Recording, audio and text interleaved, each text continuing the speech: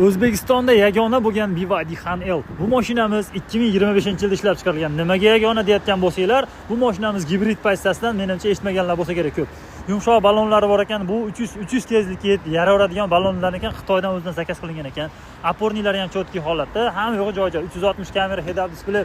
Bu mashinamiz 1.5 turbina motor bilan jihozlashgan.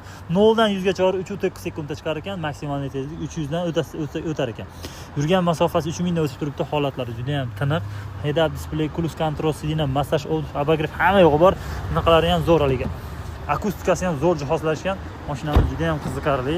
Menimcha O'zbekistonda hali birinchidan bo'lib o'zimiz reklama qilyapmiz. Bu mashinamizni haligi Rastamoshkada, tamojnida o'tiradigan akalarimiz bunaqasi endi birinchi kirishi bu bo'lib ham eng full pozitsiyasidan ekan. Akalarimiz arzon vodiyda kanal o'rnatish uchun bo'ladigan narxi $47,500 bo'lsa beramiz deyapti. Oz-moz ko'yniga yo'l topsilib o'tib bersa kerak. Telefon raqami